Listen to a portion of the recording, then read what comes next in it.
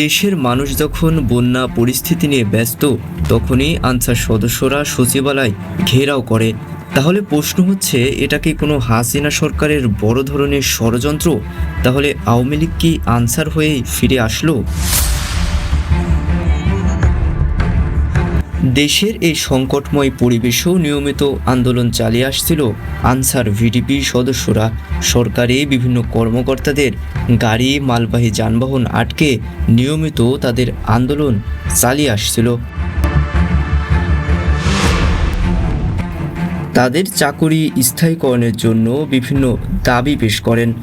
ঊর্ধ্বতম কর্মকর্তারা এবং সমন্বয়করা তাদের দাবি মেনে নেওয়ার আশ্বাস দেন।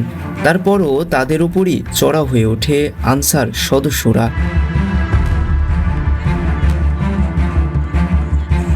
আনসার সদস্যরা এক পর্যায়ে বিভিন্ন কর্মকর্তা এবং সমন্বয়কদের জিম্মি করে আন্দোলন চালিয়ে যায়। কিছু শিক্ষার্থী জিম্মিদের ছাড়াতে আসলে তাদের মেরে আহত করে আনসার সদস্যরা। সমন্বয়ক হাসনাত সহ বেশ কয়েকজন আহত হন। কিছু সংখ্যক আনসাররা শিক্ষার্থীদের ওপর সরাসরি গুলিবর্ষণ করে, এতে অনেকেই হতাহত হন।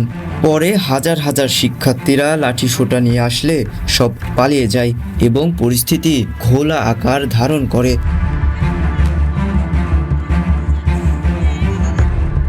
বাংলাদেশ সেনাবাহিনী তখন পরিবেশ নিয়ন্ত্রণে নিয়ে আসে এবং কিছু আনসার সদস্যদের আটক করা হয়।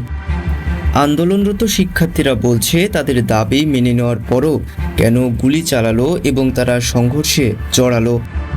নিশ্চয়ই এটা কোনো আওয়ামী লীগের ষড়যন্ত্র, যারা দেশের মধ্যে অরাজকতা এবং বিদ্রোহ ছড়াতে চায়, যা নিঃসন্দেহে ভয়ঙ্কর রকমের ষড়যন্ত্র। এই বিষয়ে সমন্বয়করা বলছে, বেশি বাড়াবাড়ি করলে তাদের বিষ দাঁত ভেঙে দেওয়া হবে।